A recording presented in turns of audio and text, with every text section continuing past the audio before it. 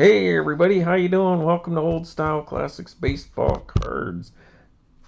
Nice to see you tonight, Thursday night. Looks like about 6:50 something California time. Got a quick episode of Old Style Classics Baseball Cards I want to do, which I'll release later because, had 3 videos, well, kind of like 4 videos come out, boom, boom, boom, boom, boom. And none of them had enough time that they deserved, in my opinion, to be out there. But, well, there you go. So thanks for joining me. So today I'm going to do an oddball single card, but I have multiple of this card. It's not a product issue. It's not it's not like a something to get you to buy a product, but it is a card that's trying to make you aware of something and perhaps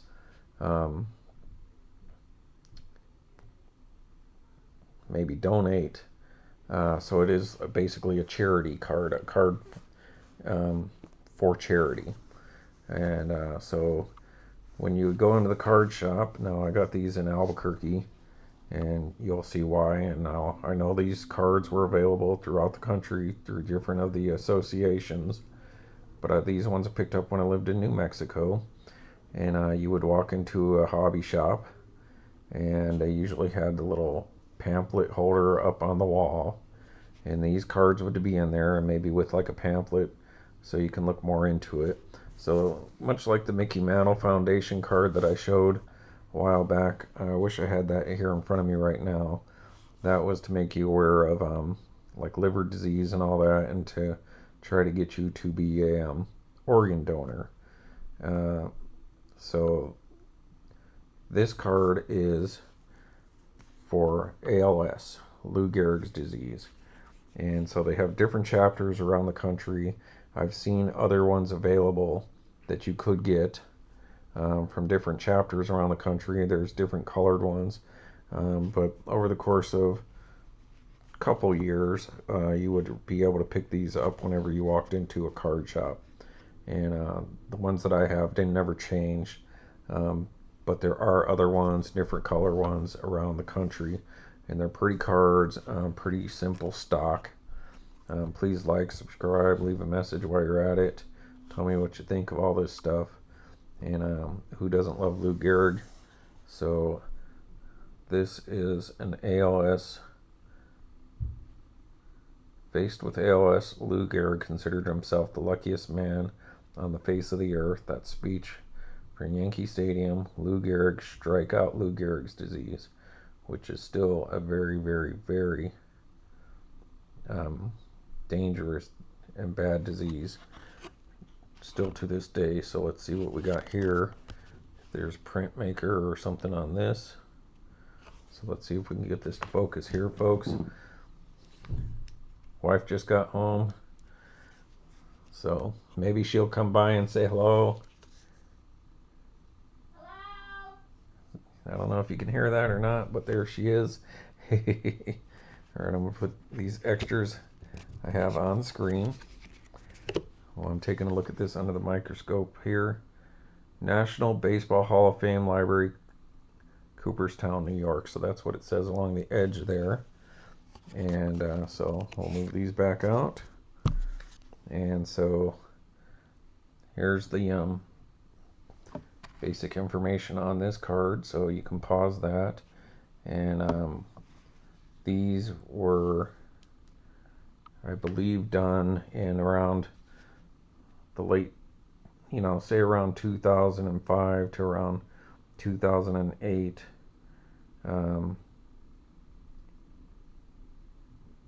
When these are about when I got them, so it was sometime in that range.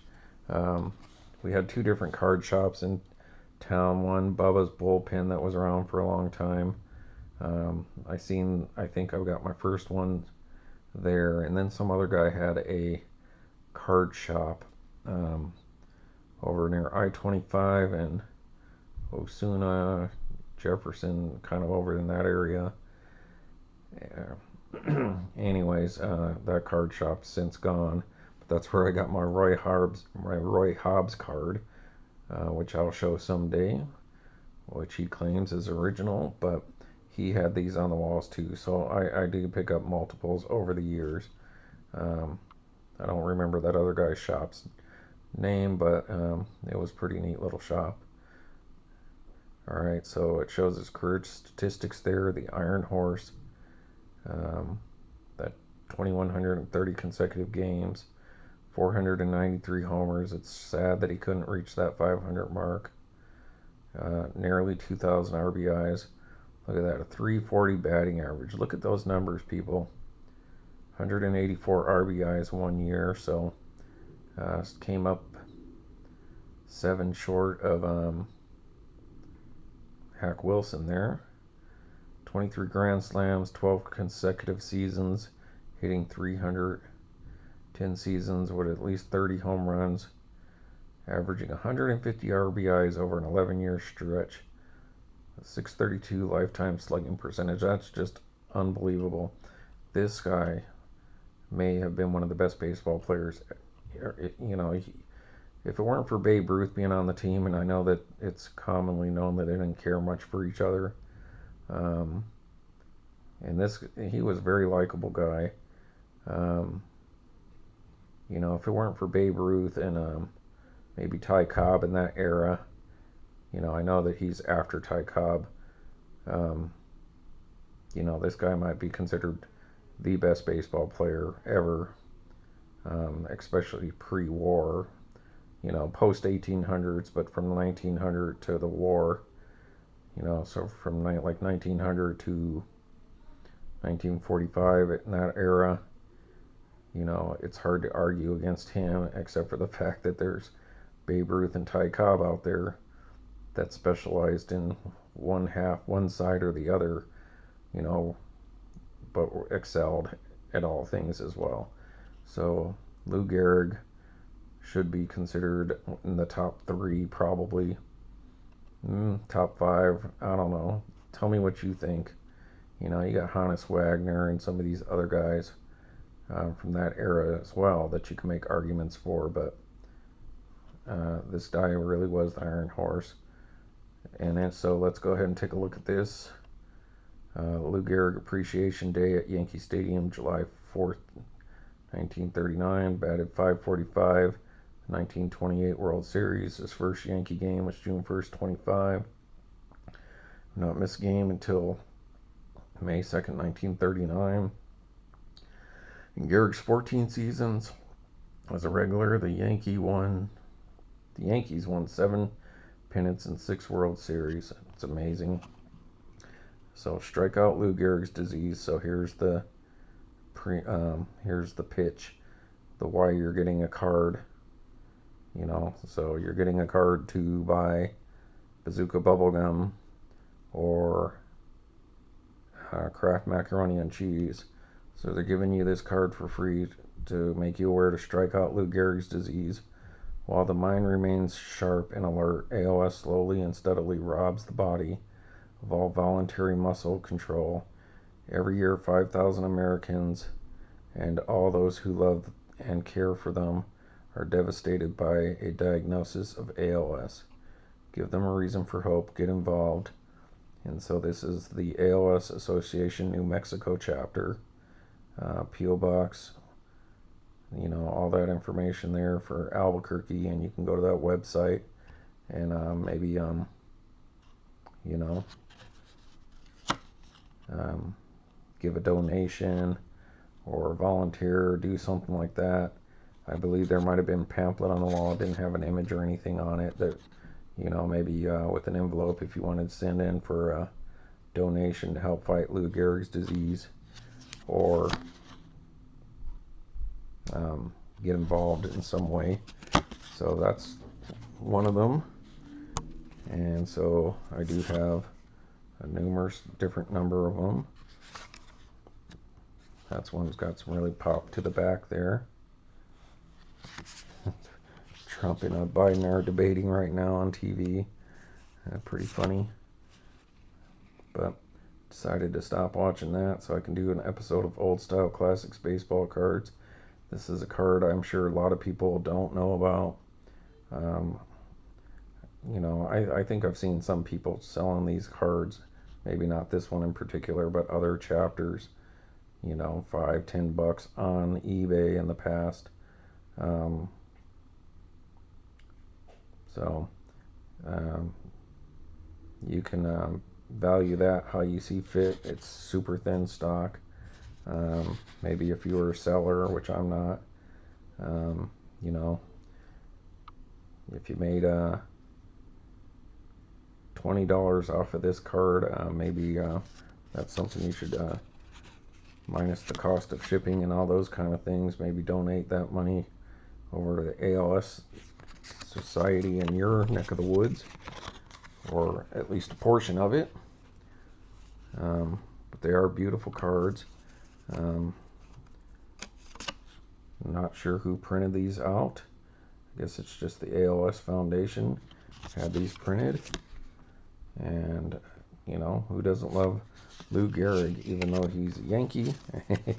Hey, my Cubs finally beat the Giants today, and I was going to watch part of it on Hulu, and it wouldn't let me do it because I was blacked out, local blackout, and I don't have a VPN to get around it. So that sucks, but my Cubbies won, so finally, at least they won one of the games against the Giants here. So they're limping out of the Bay Area, but at least with one win. So there you go. So yeah, hey, if you guys tell me what you think of these cards, beautiful cards.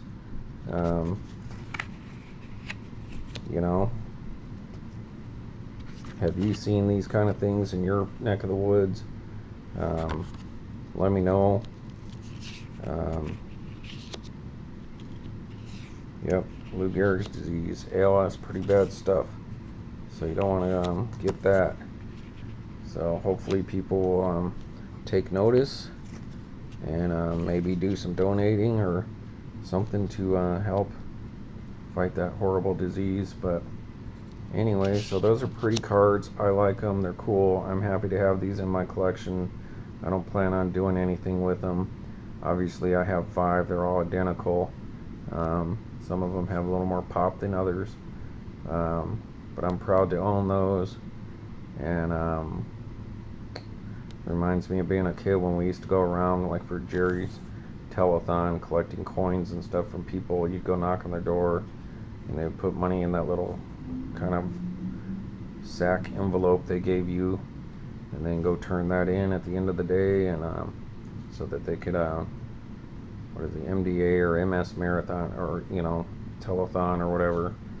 So these are really cool cards. Unfortunately, the reason they exist, but great image of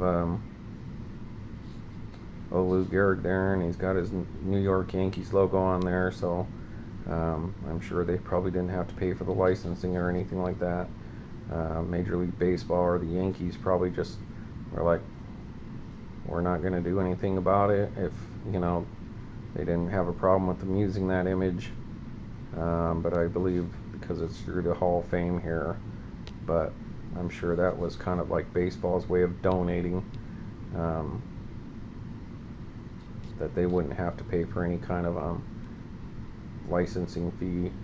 But if you know anything about this, like if you're more involved with the Lou Gehrig ALS Society, let me know what you think. And those are beautiful cards, and I know it's one card, and I was able to make a 15-minute episode out of it, but I think it's cool. It is oddball, in my opinion, because it's not part of any regular set, and it is not like straight up trying to sell you on something, but maybe make you aware and consider getting involved or doing something by going and checking these websites out, or finding more out. So it's not saying, hey, send us $10 or something like that, but it is kind of just like, hey, if you're aware this is a horrible thing, maybe take a look into it, to kind of nudge you in that direction. And so that is the here, we'll give you a card if you'll consider this. So it's even just like a consideration. So, well, I'm passing on the suggestion, and thanks for watching some definitely old style classic baseball cards. These are circa 2000 through 2008. I believe I was picking these up when I first got Allen and Ginter, so definitely in 2006. So I would say probably like 2005 to 2010, let's just say. But it could have been a little before 2006, because I really wasn't going to those shops prior to that, so they could have been around. But definitely 2000, 2010, in that range. Alright, everybody, thanks for watching. I hope you like this episode. It's more about the cause. Alright, everybody, thank you for watching Old Style Classics Baseball Cards. Take care. Bye-bye.